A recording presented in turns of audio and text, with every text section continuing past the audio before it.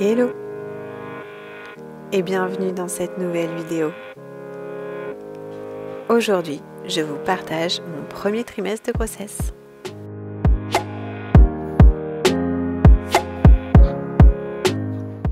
Hello les amis, j'espère que vous allez bien. Aujourd'hui, on se retrouve pour une vidéo sur mon premier trimestre de grossesse. J'avais envie de vous partager mon expérience et répondre un peu aux différentes questions que j'ai pu avoir et que je pense qu'on a à peu près toutes quand on est enceinte. Ce que je voulais dire, c'est que ce que je vais vous partager, c'est uniquement mon expérience à moi, mon ressenti. Chaque femme est différente, chaque grossesse est différente et pour preuve, c'est ma deuxième grossesse et elle est très différente de la première. Et c'est simplement pour partager ce que moi j'ai vécu. Peut-être que ça résonnera pour certaines d'entre vous, peut-être que ça permettra d'être déculpabilisé sur certains points, rassuré peut-être sur d'autres. Mais dans tous les cas, il n'y a pas de standard en matière de grossesse, il n'y a pas d'obligation. On le vit toutes à notre façon et tout est juste. Alors la première question que j'ai reçue, c'est comment j'ai su que j'étais enceinte ? Alors, je suis tombée enceinte au cours du mois d'août et j'ai senti déjà que j'étais un petit peu fatiguée. Alors, j'ai mis ça sur le compte du fait que quand on part en vacances avec un enfant, c'est presque plus fatigant que lorsque ce n'est pas les vacances. Donc, je me suis dit que c'était ça. Mais je sentais quand même une certaine fatigue malgré tout, alors que les autres années, j'arrivais à me reposer. Là, pas trop. Et puis on est rentré, je commençais à avoir quelques doutes. Et ce qui m'a fait vraiment tilter, c'est quand on est rentré, que j'ai rangé les valises et que j'ai monté l'étage à la maison. Je suis arrivée en haut et j'étais très essoufflée. Et là je me suis dit, tiens, ça c'est un peu bizarre quand même d'être essoufflée juste pour un étage et si rapidement. Du coup, là, j'ai vraiment eu des gros doutes et je crois que c'est la nuit même où j'ai fait un rêve. J'ai rêvé que j'étais enceinte et ça m'a réveillée. Je me suis dit, oh, je suis enceinte. C'est sûr, je suis enceinte. Et le fait est que c'est tombé quelques jours avant la première rentrée à l'école de mon fils. Donc, je savais pas trop comment me placer par rapport à ça parce qu'on avait cette première rentrée en tête, qu'on voulait vivre le mieux possible avec notre fils, l'accompagner au mieux. Du coup, moi, j'avais ça en plus qui me trottait dans la tête. Donc, pour être sûre et certaine, j'ai décidé de faire un test la veille de la rentrée. Donc, j'ai fait un test le matin et c'était positif. J'étais enceinte et puis alors là, pas de doute, là, les deux barres sont venues de suite. Donc, j'étais très heureuse. Et j'ai gardé ça pour moi toute la journée parce que on avait prévu de passer ce dernier jour avant l'école en famille, donc tous les trois. Et je ne voulais pas en parler. Je voulais vraiment profiter de ce dernier moment avant la rentrée. Du coup, j'ai gardé ça toute la journée et c'était très drôle parce que moi, j'étais très excitée intérieurement. Et quand je voyais mon chéri, je me disais « Oh là là, toi, tu sais pas ce qui t'attend ce soir quand le petit sera couché ?» L'annonce que je vais te faire. Donc ça, c'est vrai que c'est assez drôle, je sais pas, pour les mamans qui ont gardé un petit peu ça pour elles le temps d'une journée ou de quelques heures, comment elles l'ont vécu, mais c'était assez rigolo. En même temps, j'avais très hâte de le lire et d'un autre côté, c'était aussi agréable de garder un petit peu pour moi et on a passé la journée comme ça. Donc moi, j'étais euphorique à l'intérieur et le soir venu, donc j'ai attendu avec impatience que le petit aille se coucher. Alors, comment je l'ai annoncé au papa? Du coup, j'ai essayé de regarder sur mon téléphone un petit peu tout au long de la journée les différentes façons de l'annoncer sur Pinterest et autres. Et c'est vrai qu'il y avait des chouettes façons, des cadeaux, des choses comme ça, mais moi, j'avais pas le temps parce que j'avais qu'une journée. Et je voulais quand même lui dire le soir parce que je pouvais pas tenir plus. Donc, j'ai fait la technique où, en fait, le soir, quand le petit était couché, j'ai laissé traîner en fait le test de grossesse dans le salon à la vue comme ça. Voilà, tout simplement pour qu'il tombe dessus. Et c'est ce qui s'est passé. Et donc c'était très drôle parce que moi j'attendais qu'il le regarde, ce fameux test. Et on discutait, il le voyait pas. Et puis au bout d'un moment, ses yeux se sont portés dessus. Et donc là, il m'a regardé avec des grands yeux. Il m'a dit, mais qu'est-ce que c'est que ça? Et donc, après, il a compris ce que ça voulait dire. Et on a passé une bonne soirée pleine de joie. Du coup, pour la suite des événements, nous, on a décidé en fait de le dire à tout le monde très rapidement. Je crois au bout de, oui, peut-être 15 jours après. Ce que j'ai fait, c'est que dans la semaine, j'ai fait une prise de sang pour prendre le taux d'hormones de bêta-HCG, voir où ça en était. Donc la prise de sang a bien confirmé que j'étais enceinte. Une semaine après, j'ai fait une seconde prise de sang, toujours pour contrôler ce taux d'hormones. C'est quelque chose que vous pouvez faire sans prescription, sans ordonnance. Par contre, c'est payant, ça coûte 17 €. Et ça vous permet donc de voir comment évolue le taux. Et là, le taux avait monté en flèche, donc effectivement, la grossesse était confirmée, il n'y avait pas de doute. Donc je crois que c'est à partir de là, si je me souviens bien, quand les prises de sang ont confirmé qu'on l'a annoncé à la famille. On n'a pas voulu attendre 3 mois. La première fois, non plus pour la famille proche, on a attendu un peu plus pour notre entourage un peu plus éloigné. Là, non, on l'a dit à tout le monde tout de suite parce que on avait envie de partager notre joie. Et nous, alors c'est très personnel, hein, je peux comprendre aussi qu'on attende, mais c'est vrai que nous, notre façon de voir les choses, c'était que même s'il y avait un problème, même s'il y avait une difficulté, en fait, on serait content d'être entouré par nos proches. Et de pouvoir aussi compter sur eux et sur leur soutien dans le bon comme dans le moins bon. Donc on l'a dit à tout le monde. J'ai contacté une sage-femme avec qui j'ai fait de l'acupuncture en postpartum suite à la naissance de mon fils. Donc avec les prises de sang, elle a bien confirmé que la grossesse était lancée. Du coup, j'ai pris rendez-vous avec un échographe pour faire une échographie de datation. Tout était bon, il y avait bien un petit bébé, tout allait bien.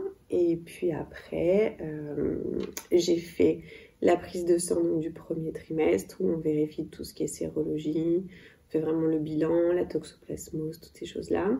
Donc je suis encore immunisée contre la toxoplasmose, ça c'était une super bonne nouvelle. Alors par contre, attention, moi, ce qui m'est arrivé, et ça c'était pas drôle du tout, c'est qu'au niveau du laboratoire, il y a eu une erreur, apparemment ça arrive, mais au niveau de la sérologie, ils m'ont rendu un résultat où j'étais donc un faux positif à la syphilis. Alors comment vous dire que quand vous recevez vos résultats et que vous voyez positif à la syphilis, ça fait quelque chose quand même, hein. C'est pas du tout agréable. Donc la sage-femme a appelé le laboratoire et ils ont dit que non, vu le taux, ça devait être un faux positif à recontrôler, mais que ça arrivait. Voilà, donc ça faisait quand même formidable d'annoncer à une femme enceinte qu'elle a la syphilis, alors qu'en fait, ça n'est pas vrai. C'est juste un faux positif. Bref, passons. J'ai trouvé ça quand même très moyen de faire ce genre de choses quand face à une femme enceinte, quoi, qui a déjà des inquiétudes. Et bon, on a recontrôlé par la suite et c'était négatif. Enfin, je vous laisse imaginer quand même ce que ça peut faire. C'est pas grave. Donc, si jamais ça vous arrive, il y a des faux positifs, malheureusement. Ça arrive. C'est courant, il ne faut pas s'inquiéter. Au niveau de mes symptômes, ce que j'ai eu principalement, c'est une extrême fatigue. Vraiment très très très fatiguée, très très très essoufflée, alors que pourtant j'avais pas de carence en fer et j'étais pas anémiée. Souvent l'essoufflement c'est un signe justement d'anémie, de carence en fer, et vu que je suis végétarienne, c'est quelque chose que je surveille. Mais là c'était pas le cas, mon taux de fer était bon. Donc j'ai quand même pris des compléments alimentaires, mais ça n'a pas influé dessus. Donc grosse fatigue, gros essoufflement. Et surtout ce qui était drôle, c'est qu'au niveau alimentaire, j'avais les mêmes envies que lors de ma première grossesse, c'est-à-dire tomate mozzarella, huile d'olive basilic, ça j'aurais pu manger ça tout au long de la journée, et du fromage. Tout ce qui est fromage, donc bien sûr au lait pasteurisé, Babybel, Kiri, Coulommiers, enfin voilà, c'était repas fromage, tomate mozza. Et je pouvais en manger des quantités, ça ne m'écœurait pas. Donc je me suis écoutée, moi j'écoute mes envies. C'est vrai qu'au niveau de la prise de poids, lors de ma première grossesse, j'avais pris je pense environ 17 kilos. Je les ai perdus rapidement. J'ai confiance en moi dans le sens où je sais que je vais les perdre par la suite. Je sais bien m'alimenter, j'ai une bonne hygiène de vie. Je connais les principes de base de la nutrition. Donc c'est pas en étant enceinte que je vais me restreindre ou que je vais me paniquer sur la prise de poids. Non. Donc je mange quand j'ai faim, bien sûr. Je ne me goinfre pas de saleté, de sucreries ou de choses comme ça. Mais en revanche, si j'ai faim, je mange. Et si j'ai faim de fromage, je mange du fromage. Voilà, je mange ce qui me fait envie sur le moment. Je me prends pas du tout la tête par rapport à la prise de poids. Ça, c'est pas du tout un sujet chez moi. Et aussi, bien sûr, d'un point de vue émotionnel, j'étais clairement à fleur de peau. C'est-à-dire qu'une musique dans la voiture pouvait me faire pleurer. Une petite contrariété pouvait me faire exploser. Donc vraiment, bah oui, sous le coup des hormones, quoi. Donc les émotions à fleur de peau, très sensibles, très, très vulnérables, avec un besoin d'être protégée, d'être chouchoutée, d'être coucounée. Ça a été clairement aussi un symptôme, comme lors de ma première grossesse, ça a été la même chose. En revanche, pour cette grossesse, j'ai pas eu de nausées, contrairement à ma première grossesse où le premier trimestre, pas tout de suite, mais vers 8-9 semaines, ça avait été l'enfer. J'avais des nausées, mais du matin au soir. C'était horrible, je ne pouvais pas m'alimenter. En plus, moi, je suis phobique du vomi, donc je préfère ne pas manger plutôt que de me dire que je vais vomir. Donc ça a été vraiment très très compliqué. Là, cette fois-ci, j'ai pas eu de nausées. L'autre difficulté, la principale difficulté que j'ai eue sur ce premier trimestre de grossesse, c'est mon état de santé qui, contrairement à ma première grossesse où j'ai pas du tout été malade, là, ça a été la catastrophe au premier trimestre. Je sais pas si c'est mon système immunitaire qui était en berne ou si c'est dû, je pense, principalement au fait que cette fois-ci, j'avais un enfant qui va à l'école, donc forcément qui a été un petit peu malade, qui ramène des microbes à la maison, ce qui est normal. Et là, j'ai tout pris. Lui, ça lui durait 3-4 jours, il le vivait très bien. Moi, après, ça me durait 15 jours. Et après, c'était terminé pour moi. Que 2 jours après, ça recommençait. C'était vraiment... Ça a été l'enfer parce que j'ai vraiment été fatiguée. Et en plus de me moucher, d'éternuer, de tousser, d'avoir mal à la gorge sans pouvoir rien prendre, ça m'a épuisée. Le clou du spectacle, c'est que j'ai eu le Covid au milieu du premier trimestre où là, ça m'a accouché. Alors, j'ai eu 2 vagues. La première vague, ça m'a duré 3-4 jours comme une grippe. Ça a été. Ce qui était difficile, c'est qu'on l'a tous eu, donc on était tous crevés. En plus, il fallait s'occuper du petit à la maison, c'était un peu compliqué. Mais bon, voilà, comme une grippe. Et puis après, ça a été mieux pendant 2 jours. Et la deuxième vague, cette fois-ci, c'était le variant gastrique, je crois. Où là, ça a été l'horreur parce que là, pour le coup, c'était la première fois que j'avais des nausées dans cette grossesse. Et là, c'était des nausées pareil, du matin au soir. Je ne pouvais pas manger, mais même boire, c'était horrible, vraiment. Donc, j'ai commencé à vraiment m'affaiblir. J'ai fini par aller voir le médecin parce que mon état de santé était vraiment...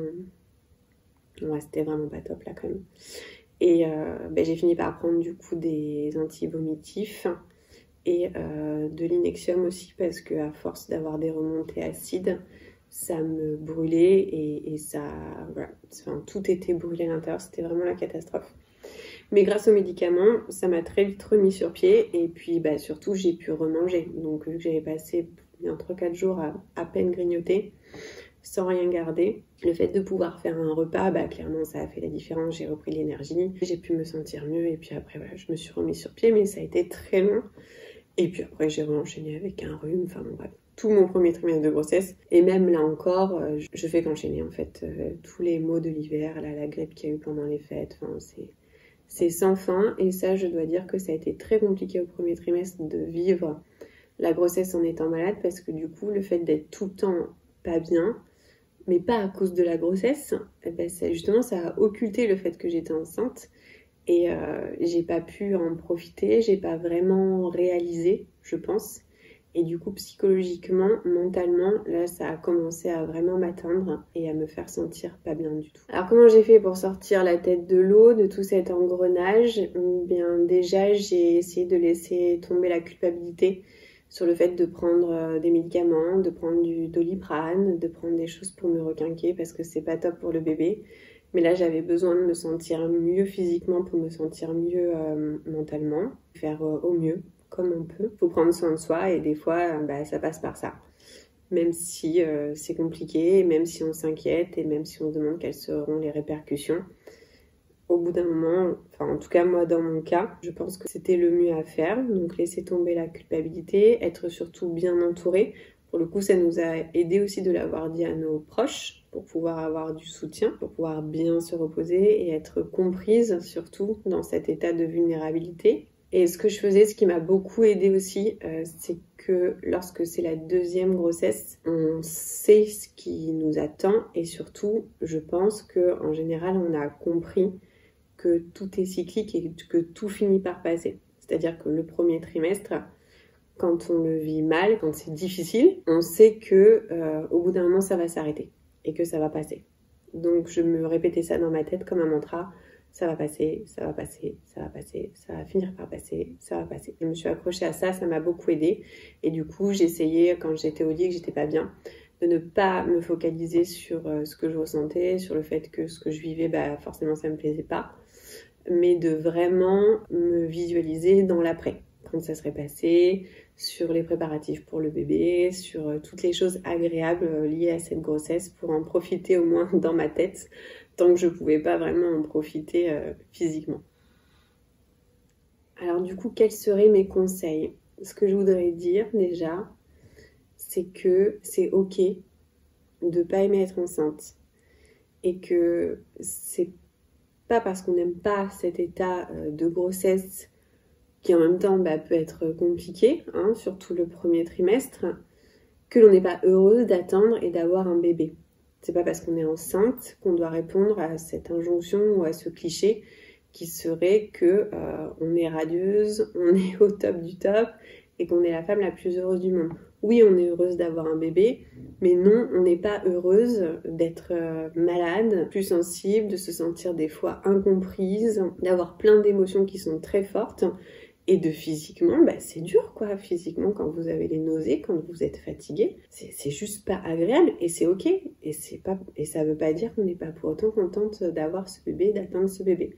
Je pense qu'il faut vraiment décorréler ces deux choses et voir juste la réalité. Personne, je pense, ne pourrait vraiment être heureux d'avoir des nausées, d'être épuisé, d'être essoufflé. Peut-être des fois aussi il peut y avoir des difficultés de voir son corps changer. En fait, c'est ok, c'est humain, donc on n'est pas obligé d'être radieuse et de ne pas culpabiliser, de ne pas aimer être enceinte. Si c'est votre cas, c'est pas grave.